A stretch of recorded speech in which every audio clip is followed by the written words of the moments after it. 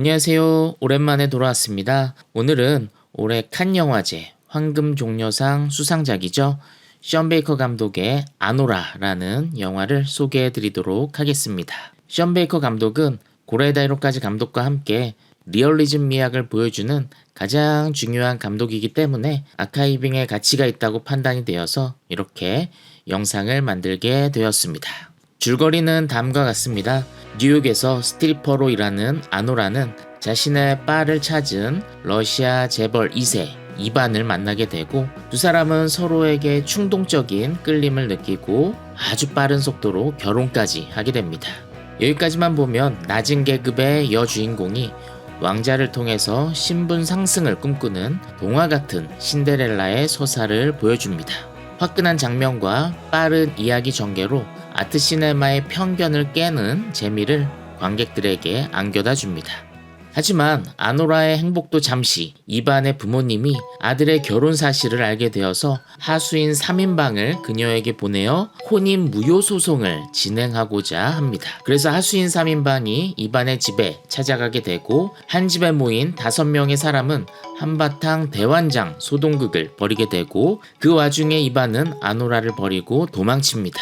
그래서 아노라는 하수인들과 함께 이반을 찾기 위한 긴 여정을 떠나게 되는데요. 과연 아노라는 이 신데렐라 스토리를 해피엔딩으로 완성할 수 있을까요? 션 베이커 감독은 늘 그렇듯이 이번 영화에서도 우리 사회의 그늘진 곳, 낮은 계급의 사람들을 향해 카메라를 갖다 댑니다. 그렇다고 해서 그들의 삶을 음침하고 우울하게 그리는 것이 아니라 다채로운 컬러가 있는 삶을 보여주고자 합니다. 그의 이전작인 플로리다 프로젝트에서도 마찬가지였죠. 영화 주인공 아노라는 바깥에서는 애니라고 하는 이름으로 활동하고 있지만 사실 본명은 아노라입니다. 이 영화의 제목은 아노라인데 이것이 중요한 이유는 이 영화가 애니에서 아노라로 성장해가는 이야기이기 때문입니다. 사실 그녀는 아노라라는 이름보다 애니라고 불리기를 더 좋아합니다. 어찌 보면 애니는 아노라가 꿈꾸는 환상을 실현하는 세컨 라이프라고 할 수 있습니다. 그런 애니로서의 삶은 가상현실이기도 하면서 영화의 메타포이기도 합니다. 결국 아노라가 전반부에 겪는 신데렐라 스토리는 영화에 대한 은유라면 후반부에 그녀의 계획이 계급의 장벽에 부딪혀 결혼이 무산되는 이야기는 현실이라고 말할 수 있겠습니다. 결국 영화와 현실의 대비를 보여주는 것이죠. 션 베이커 감독은 이전 영화에 비해서 보다 명확한 주제를 담고 있고 영화의 구조도 선명할 뿐 아니라 해석의 즐거움을 안겨다주는 다양한 상징을 영화 속에 담아내었다는 점에서 황금종려상을 받기에 충분한 영화라고 생각합니다. 아노라는 계급의 주제를 션 베이커만의 리얼리즘 미학으로 잘 표현하였고 기생충이나 슬픔의 삼각형과 함께 계급이라고 하는 주제를 토론하기에 굉장히 좋은 영화 텍스트라고 생각합니다.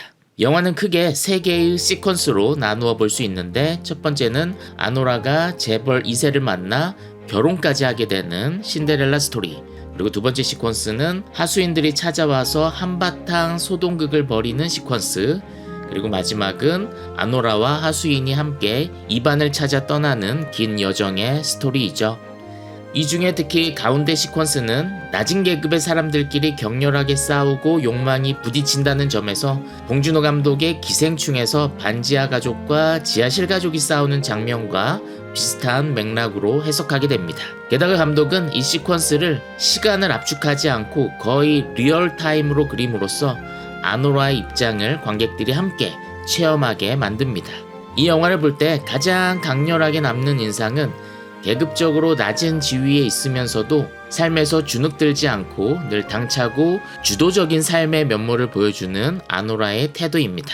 가령 초반에 바에서 일하는 애니의 모습도 굉장히 활기차게 묘사가 되고, 그리고 이반이 청혼을 할 때의 장면도 인상 깊은데 이반은 무릎을 꿇고 아노라를 향해서 청혼을 하는데 오히려 아노라는 침대에 편하게 누워서 여유를 가지는 태도를 보여줍니다. 심지어 그 청혼 장면에서 이반은 프레임 바깥에 빠져있는 모습도 보여줍니다. 이러한 장면 연출은 주도적인 여성 캐릭터를 담고자 하는 감독의 애정과 의지가 느껴지는 그런 프레이밍 구성이었다고 생각합니다. 그리고 하수인 3인방이 찾아와 아노라를 강압적으로 억압하고 설득시키려고 할 때 이에 저항하는 그녀의 모습은 대환장 블랙 코미디로 그려지기도 하면서도 그녀가 어떤 인물인지를 가장 잘 보여주는 장면입니다. 이 과정에서 아노라는 하수인 중 가장 낮은 계급의 이고르를 만나게 되고 두 사람 간의 묘한 정서적 기류가 느껴지게 되죠. 이고르라고 하는 인물은 처음에는 영화 속에서 굉장히 중요하지 않은 단역 배우처럼 보여지는데 후반부로 영화가 진행될수록 서사에서 굉장히 중요한 역할을 하게 됩니다.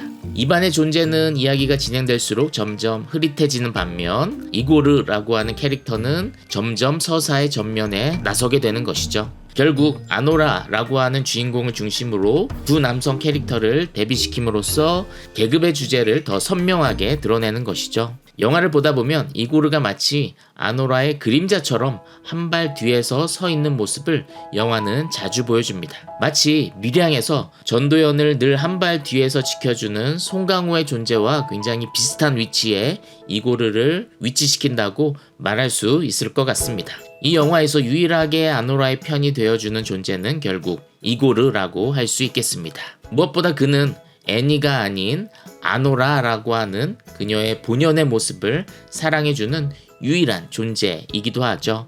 그는 애니보다 아노라라는 이름이 좋다며 그 이름에 성류, 밝다라는 의미를 담고 있다는 것을 그녀에게 일깨워줍니다. 영화의 마지막 씬에서 하얀 눈이 내리는 중에 차 안에서 아노라는 이고르에게 고마움의 표시로 서비스를 해주려고 하다가 갑자기 눈물을 왈칵 쏟아내는데 이 엔딩에 대해서 한번 토론해보는 것은 굉장히 중요할 것입니다.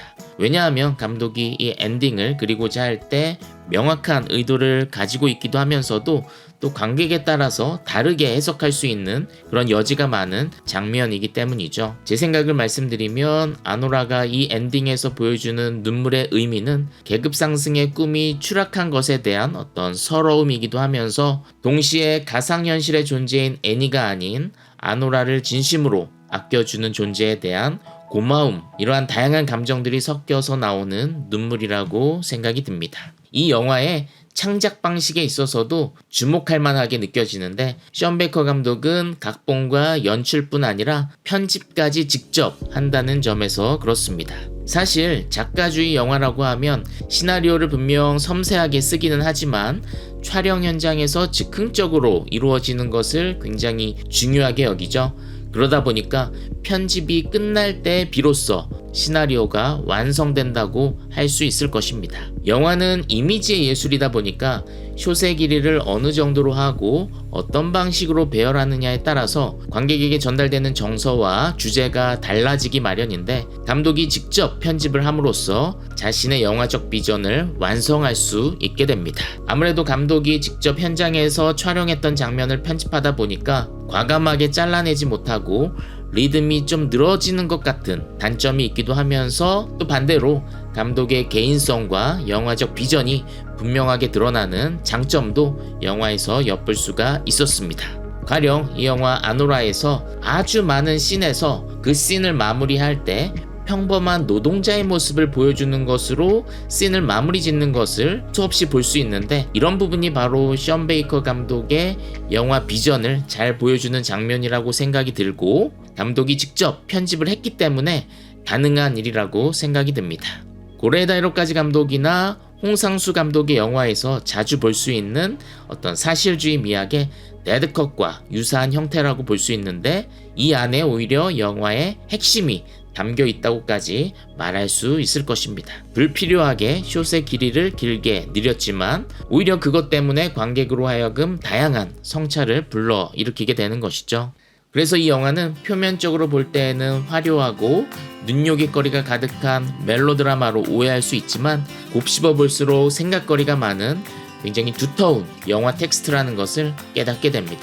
표면적 서사 안에 내재적 주제를 담고 있는 것이죠. 이런 좋은 영화를 만나게 되면 비평의 욕구와 창작의 욕구를 둘 다 불러일으키게 됩니다. 네, 오늘은 션 베이커 감독의 아노라 리뷰를 해보았고요. 조만간 다른 영화로 다시 돌아오도록 하겠습니다.